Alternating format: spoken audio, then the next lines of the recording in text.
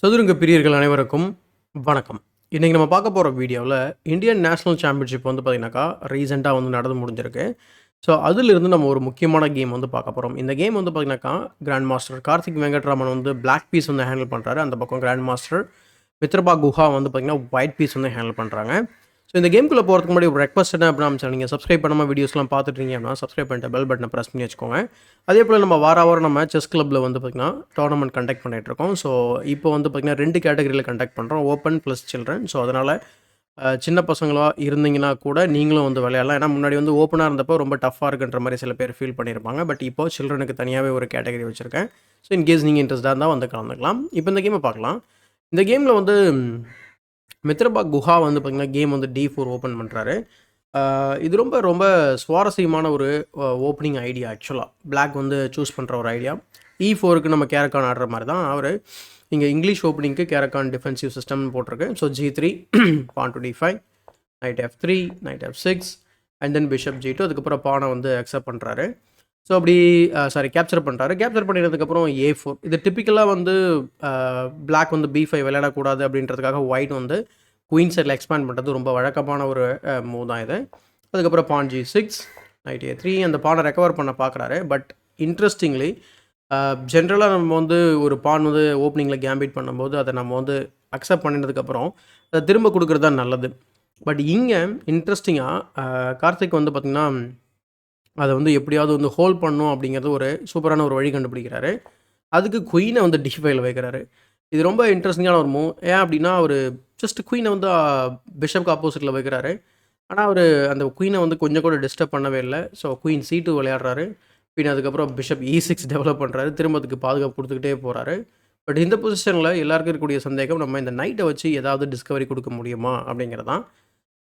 ரொம்ப ரொம்ப இன்ட்ரெஸ்டிங்கான ஒரு மூவ் வந்து night to H4. Just night மூலயமா வந்து பிஷப்புக்கு பாதுகாப்பு கொடுக்குறது. பட் இருந்தாலும் இந்த குயினை நம்ம வந்து ரொம்ப டிஸ்டர்ப் பண்ணவே முடியாது. அதுதான் பிரச்சனை.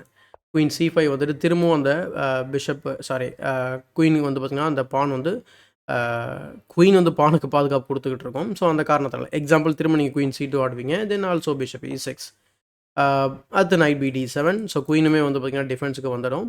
ஸோ இப்படி வந்து கண்டினியூ பண்ண முடியும். எக்ஸாம்பிள் பான் டு B4 விளையாடலாம். பட் இருந்தாலும் குயின் டெக்ஸ் B4 இருக்குது. ஸோ எப்படி பார்த்தாலும் அந்த பானை வந்து நம்ம ரெக்கவர் பண்ண முடியாத மாதிரி தான் இங்கே தோணுது. ஸோ அதனால தான் அவர் இந்த டிஸ்கவரி இதை பற்றி அவர் கவலைப்படவே இல்லை. So queen C2, bishop E6, castles, bishop G7 and then pawn to H4. அடுத்து குயின் E4 போகிறாரு. ஏன்னா குயின் ட்ரேட் பண்ணுறது பானப்பில் இருக்கக்கூடிய பொசிஷனில் அவருக்கு தான் நல்லது. ஆல்மோஸ்ட் எல்லா டெவலப்மெண்ட்டும் அவர் முடிக்க தான் போகிறாரு. ஒரு பீஸ் மட்டும் டெவலப் பண்ணணும், ஒரு மூவ் தான் கேசல் பண்ணுறதுக்கு. அதனால் நீங்கள் நினைக்கலாம் அவர் வந்து குயினை வச்சு ரொம்ப இது பண்ணுறாரு அப்படின்ட்டு. பட் ஆல்ரெடி வந்து பார்த்திங்கன்னா பிளாக் வந்து ஸ்லைட்லி பெட்டர்னு சொல்லலாம். Queen D1, bishop D5. Night move பண்ணாக்கா சம் கேசஸில் என்டர் பண்ண மாட்டாங்க கிராண்ட் மாஸ்டர் லெவலில். பட் செக்மேட் பண்ண முடியும். So night to B1. Night B1 வந்ததுக்கப்புறம் நைட் வந்து பார்த்திங்கன்னா C3 வந்து வரதுக்கான ஒரு முயற்சியில் போயிட்டுருக்கு. அதனால் அவர் ப்ரொஃப்ளாக்டிக்காக குயினை மூவ் பண்ணுறாரு. பின் அதுக்கப்புறம் நைட் C3.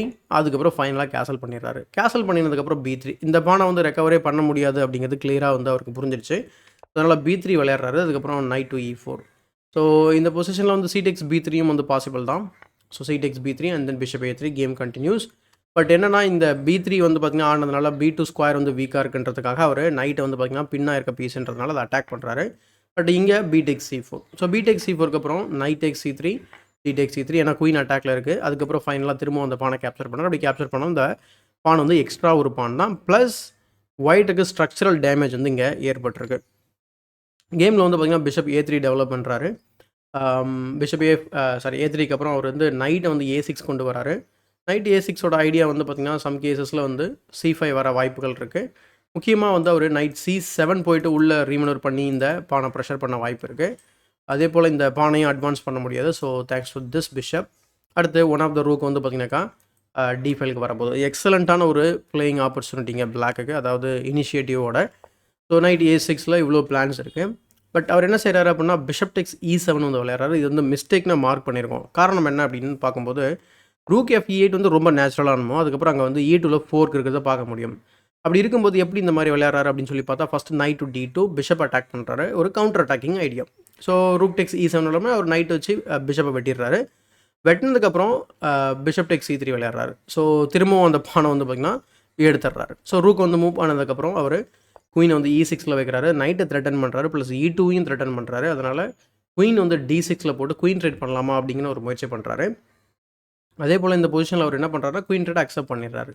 சரி ஓகேங்க, நம்ம ஏன் வந்து குயின் ட்ரேட் பண்ணணும், நம்ம ஆக்டிவாக விளையாடலாமே, நம்ம வந்து E2 போன வெட்டலாமே அப்படின்னு நினச்சிங்கன்னா கண்டிப்பாக வெட்ட முடியும் அதை. ஸோ எக்ஸாம்பிளுக்கு நீங்கள் ரூக் F(C1) வந்து ஒயிட் வந்து கண்டினியூ பண்ணுவாங்க. அதுக்கப்புறம் rook E6, queen F4, bishop B4னு கேம் வந்து கண்டினியூ ஆகும். நல்லா டாக்டிக்கலாக ரிச்சான பொசிஷன். குயின் சைடில் நிறைய டாக்டிக்கல் ஐடியாஸ் இருக்குது. ஸோ அதில் சில டாக்டிக்ஸ் இந்த கேம்லேயுமே நடக்கும். ஸோ குயின் டெக்ஸ் D6 ஆடுறதுனால குயின்ஸ் வந்து ஆஃப் போர்ட்லேருந்து வெளியே போயிடுது. ப்ளஸ் B7ல் இங்கே ப்ரெஷர் இருக்கிறது உங்களால் பார்க்க முடியும். ரெண்டாவது, இந்த குயின் ட்ரேடோ இல்லை மற்ற பீஸ் ட்ரேடோ வந்து பார்த்திங்கன்னா யாருக்கு ஹெல்ப்ஃபுல்லாக இருக்க போகுது அப்படின்னா கண்டிப்பாக அது பிளாக்குக்காக தான். ஏன்னா அவங்கக்கிட்ட வந்து பார்த்திங்கன்னா ஒரு பான் எக்ஸ்ட்ரா இருக்குது. அது மட்டும் இல்லாமல் அந்த பான் வந்து ஆக்சுவலாக இப்போ பாஸ் பானாகவும் மாறி இருக்குது. ஸோ பிஷப் B4 போட்டு ஒரு கவுண்டர் அட்டாக் மூலயமா B7ஐயும் பாதுகாப்பு கொடுக்குறாரு, நைட்டுக்கும் அட்டாக் கொடுக்குறாரு. ஸோ நைட் B5 போயிடுது.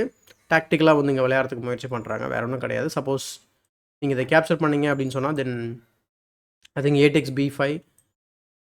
So A takes B5 and then நம்ம நைட் அட்டாக்ல இருக்குது. நீங்கள் நைட்டை மூவ் பண்ணீங்க அப்படின்னு சொன்னால் தென் ரூக் takes B4 இருக்குது. Game all of a sudden வந்து பார்த்திங்கன்னா ஈக்குவலைஸ் ஆகிடும். ஸோ அதனால் அவர் என்ன செய்கிறார் அப்படின்னா பிஷப்பை C5ல போட்டுறாரு. ஸோ பிஷப்பை C5ல போட்டு ஜஸ்ட் அந்த நைட்டை கேப்சர் பண்ணுறதுக்கு த்ரெட்டன் பண்ணுறாரு. ஸோ அதனால் ரூக் F(C1) வந்து விளையாடுறாரு. ஸோ இங்கே கூட அவருக்கு என்ன பண்ணணும் அப்படின்னா திரும்பவும் அவர் கவுண்டர் அட்டாக்லேயே வந்து பார்த்திங்கன்னா குறியாக இருக்கிறாரு. பட் அதுக்கு பதில் இந்த இடத்துல கேமை வந்து திரும்பவும் அவருடைய பக்கம் வந்து கொண்டு போகிறதுக்கோ பக்கம் சொல்ல முடியாது, பட் சமநிலை எட்டுறதுக்கான ஒரு வாய்ப்பு, ஒரே ஒரு வாய்ப்பு தான். நீங்கள் அது என்ன மூவாக இருக்கும் அப்படிங்கிறத நீங்கள் ட்ரை பண்ணி பாருங்கள். முதல்ல பொசிஷனில் இருக்கக்கூடிய கரண்ட் பொசிஷனில் என்ன பிரச்சனை இருக்கோ அதை நம்ம வந்து சால்வ் பண்ணுறதுக்கு ட்ரை பண்ணணும். அது இல்லாமல் அவர் என்ன செய்கிறாரு அப்படின்னா புதுசாக ஒரு பிரச்சனையை வந்து உருவாக்குறேன்னு நினச்சிட்டு அதில் வந்து போய் மாட்டுறாரு ஆக்சுவலாக. ஏன்னா 2வது பான் ட்ராப் ஆக போகுது. இந்த இடத்துல பிரச்சனை என்ன அப்படின்னு நம்ம வந்து பார்க்கும்போது நைட் ஆக்சுவலாக ப்ராப்ளம். நைட் இஸ் ஹேங்கிங் ஓகேங்களா. ஸோ அப்போ நைட் C3 போடும்போது E2வும் பாதுகாப்பு, நைட்டும் வந்து பார்த்திங்கன்னா ஒரு சேஃபான ஸ்கொயருக்கு வரும். கேம் வந்து பிஷப் B6, ரூக் F(C1) அதுக்கப்புறம் கண்டினியூ பண்ணியிருக்கலாம் வித் ஒரே ஒரு பான் தான். பட் இருந்தாலும் ஒயிட் வந்து பார்த்திங்கன்னா ஏதாவது அவரை கவுண்டர் அட்டாக் பண்ணுறதுக்கு வாய்ப்புகள் அமைஞ்சிருக்கும். பட் கேமில் அவர் என்ன செய்கிறாரு, ரூக் F(C1) ஆடின உடனே அவர் வந்து தயங்காமல் ரூக் டெக்ஸ் E2 வந்து விளையாடுறாரு. ஸோ இது என்னடா அது புதுசாக பர்பிள் கலரில் மார்க் ஆயிருக்குன்னு சொல்லிட்டு நம்ம செக் பண்ணும்போது ஸோ இந்த மார்க்கிங் வந்து எதை குறிக்குதுன்னா ப்ளஸ் வந்து பெருசாகவும் மைனஸ் வந்து பார்த்திங்கன்னா இந்த மாதிரி போட்டிருக்கிறதுனால, ஸோ அதாவது மைனஸ் சின்னதாக ப்ளஸ் இந்த மாதிரி போட்டோம் அப்படின்னா பிளாக் இஸ் வின்னிங்னு அர்த்தம். பட் எப்படிங்க வின் பண்ண போகிறாங்க அப்படின்னு நீங்கள் கேட்டிங்க அப்படின்னு சொன்னால் தென் இமீடியட் வின் கிடையாது, பட் ஜஸ்ட் கன்வர்ஷன் பண்ணணும். ஏன்னா 2 பான் அப்பு. ஸோ இது எப்படி வந்து கார்த்திக் வந்து கன்வெர்ட் பண்ணுறாரு அப்படிங்கிறது தான் ரிமைனிங் கேம். ஸோ பார்க்கலாம். நைட் C3 வந்து விளையாடுறாரு. அதே போல் இந்த பொசிஷனில் வந்து நைட் C7 ஒரு டாக்டிக்கல் ஐடியா ட்ரை பண்ணியிருக்கலாம். Knight takes and then rook takes C5. So இந்த மாதிரி. பட் கேமில் வந்து அவர் நைட் C3 ரொம்ப ஆக்டிவாக விளையாடுறதுக்கு ட்ரை பண்ணோன்னே இங்கே இன்னொரு பானும் ட்ராப் ஆகுது, 3rd பான் ஆக்சுவலாக. ஸோ இங்கே வந்து இந்த 4க்கு தான் அவர் வந்து இது பண்ணுறாரு. ஆனால் இங்கே என்னென்னா இது டாக்டிக்கலாக வந்து பார்த்திங்கன்னா பிளாக்குக்கு வந்து அப்பர் ஹேண்டில் இருக்கக்கூடிய ஒரு பொசிஷன். ரூக் B2 செக் வைக்கிறாரு, பிஷப்பை வெட்டுறதுக்கு நேரம் கிடையாது. அதனால் கிங்கை மூவ் பண்ணுறாரு. எக்ஸாம்பிள் நீங்கள் டிஸ்கவரி கொடுக்குறாங்க அப்படின்னு சொல்லிட்டு நீங்கள் பிஷப்பை வெட்டினீங்க அப்படின்னா ரூக் டெக்ஸ் B1. நீங்கள் வந்து இப்போ நைட்டுக்கு பாதுகாப்பு கொடுப்பீங்களா இல்லை ரூக்கை ரீகேப்சர் பண்ணுவீங்களா அப்படிங்கிறது தெரியல. ஸோ அதனால் white is losing. So king H2 விளையாடுறதுனால rook B4 and then bishop F1, rook takes E4. So இப்படி கவுண்டர் அட்டாக்ஸாக பண்ணி முடிச்சதுக்கப்புறம் எல்லாமே முடிஞ்சதுக்கப்புறம் வந்து பார்த்தீங்கன்னாக்கா 30வது மூவுக்கு அப்புறம் ரூக் டெக்ஸ் E6 பார்க்கணும். அதாவது 3 பான்ஸ் அப்பு. ஆனால் அதில் ஹெல்த்தியான பான் அப்படின்னு நம்ம சொல்ல முடியாது. ஏன்னா ஒரு பான் நம்ம வெட்டலாம், 2 பான் அப்பு அப்படின்னு சொல்லலாம். கிங் சைட்லேயும் மெஜாரிட்டி இருக்குது, குயின் சைடில் ஒரு பாஸ் பான் இருக்குது.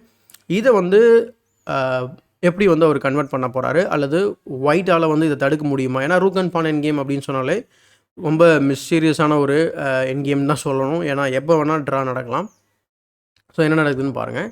செக்கு கொடுக்குறாரு, king H3, H5, rook BC1 and then rook 2 E8. So rook 2 E8ஓட ஐடியா ரொம்ப சிம்பிள். ஜஸ்ட் வந்து ரூக்கை வந்து 2nd ரேங்கில் டபுள் பண்ணிட்டு செக்மேட் பண்ண பார்க்குறாரு. அப்படி செக்மேட் பண்ணாக்கா ரூக்கு டிஃபென்சிவாக போகிற மாதிரி இருக்கும். அதுக்கப்புறம் ஏ பானை வந்து அட்வான்ஸ் பண்ண ஆரம்பிப்பார் பிளாக்கு. ஸோ அதனால் அவர் ரூக்கை ட்ரேட் பண்ணுறாரு. அப்படியே ரூக்கை ட்ரேட் பண்ணாலுமே இது வந்து ஃபேவரபுளான பொசிஷன் பிளாக்குக்கு தான். ஏன்னா கிங் வந்து பார்த்திங்கனாக்கா நம்ம கிங் ரொம்ப ஆக்டிவாக இருக்குது. அவங்க கிங் வந்து வெளியில் வர்றதுக்கு இப்போதைக்கு வழியே கிடையாது.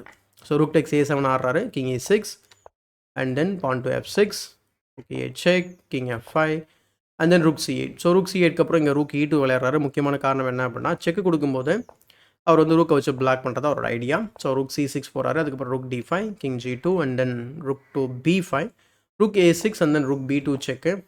அதுக்கப்புறம் ரூக் A2 போட்டு பாதுகாப்பு கொடுக்குறாரு. Rook B6 and then rook A3 செக்கு. அதுக்கப்புறம் A4, கிங் G2. கொஞ்சம் கொஞ்சமாக வந்து அவர் ஏ பானை வந்து அட்வான்ஸ் பண்ண ஆரம்பிக்கிறாரு. ஸோ ரூக் பி3 போட்டு ட்ரிக் பண்ணுறாரு இந்த பொசிஷனில். ஸோ ரூக்கை வச்சு அவர் பானை அட்டாக் பண்ண உடனே அவர் ஏ3யும் விளையாடுறாரு. ஏ3க்கு அப்புறம் கிங் எஃப்2 விளையாடுறாரு. பின் அதுக்கப்புறம் கிங் இ5. சப்போஸ் இந்த பொசிஷனில் வந்து ரூக் பி2 செக் வச்சுட்டு கிங் எஃப்3 வந்தாலோ இதை ஏதோ ஒரு மூவ் பண்ணாலோ அதுக்கப்புறம் நம்ம ஏ2 விளையாடலாமா கேட்டால் தாராளமாக விளையாடலாம். ஸோ கிங் இ5 விளையாடுறாரு. அதுக்கப்புறம் கிங் ஜி2, கிங் டு டி4. ஏன்னா இங்கே வந்து அந்த ஹெச்பான் வந்து இந்த ஜி5 ஸ்கொயரை வந்து பார்த்திங்கன்னா தடுத்துட்ருக்கு ஜி4 தடுத்துக்கிட்டு இருக்கு அப்படிங்கிறதுனால ஈவன் வந்து இங்கே ஒயிட் வந்து இந்த 2 பானையில் ஒரு பானை வந்து வெட்டினாலும் கூட நம்ம வந்து ரூக்கை வச்சு சமாளிக்க முடியும் அப்படிங்கிறது தான் ஐடியா. ஸோ ரூக் டெக்ஸ் எஃப்6, ஏ2, ரூக் ஏ6, ரூக் பி2 செக்கு. அதுக்கப்புறம் கிங் வந்து ஆக்டிவேட் ஆகிறாங்க. பட் அதுக்கப்புறம் கிங் சி3 விளையாடுறாரு. கிங் சி3க்கு அப்புறம் கிங் வந்து 4th ரேங்க் வந்ததுக்கப்புறம் இந்த செக்கை இன்சர்ட் பண்ணுறாரு. இதுதான் வந்து ரொம்ப இன்ட்ரெஸ்டிங்கான ஒரு மூவ் இந்த கேமில். ஏன்னா இப்போது குயின் பண்ணுறதுக்கு நம்ம வந்து கிங்கோட சப்போர்ட் வேணும். அட் த சேம் டைம் நம்ம பானை அவங்க விடக்கூடாது. அதனால் இந்த செக் வந்து ரொம்ப ரொம்ப கிரிட்டிக்கலான ஒரு செக் ஆக்சுவலாக. ரூக் பி4 செக்கு. கிங் ஜி5 போன பின்னா அவர் கிங் வந்து பி3 கொண்டு போகிறாரு காரணம் என்ன அப்படின்னு சொல்லி நம்ம பார்க்கும்போது இந்த இடத்துல நெக்ஸ்ட்டு நம்ம வந்து ரூக் ஏ4 வந்து த்ரெட்டன் பண்ணுறோம். சப்போஸ் நீங்கள் இங்கே வெட்டினீங்க அப்படின்னு சொன்னாலும் கூட இந்த இடத்துல ரூக் ஏ4 வரதான் போகுது. நீங்கள் வந்து செக்கு கொடுக்கலாம். அது வந்து கிங் ஏ3க்கு அப்புறம் உங்களுக்கு there is no check and then நம்ம நெக்ஸ்ட் மூலம் குயின் பண்ண போகிறோம். ஸோ அதனால் அவர் என்ன ட்ரை பண்ணுறாரு அப்படின்னா டேரெக்டாக வெட்டிடுறாரு. வெட்டினதுக்கப்புறம் அவர் ரீகேப்சர் பண்ணுறதுக்கு முன்னாடி ஒரு இன்டர்மெஸோ விளையாடுறாரு. அதுதான் ரூக் ஜி4 செக். ஸோ இந்த மூவ் விளையாடின உடனே வந்து பார்த்திங்கன்னா மித்ரபா குஹா வந்து ரிசைன் பண்ணிடுறாரு. அண்டு ரொம்ப சிம்பிளான ரீசன் தான், அவருக்கு ஒரு ரூக்கே போயிடும். ஸோ இந்த இன்கேம் நம்ம வந்து ஃபர்தராக பார்க்க தேவையில்லைன்னு நினைக்கிறேன்.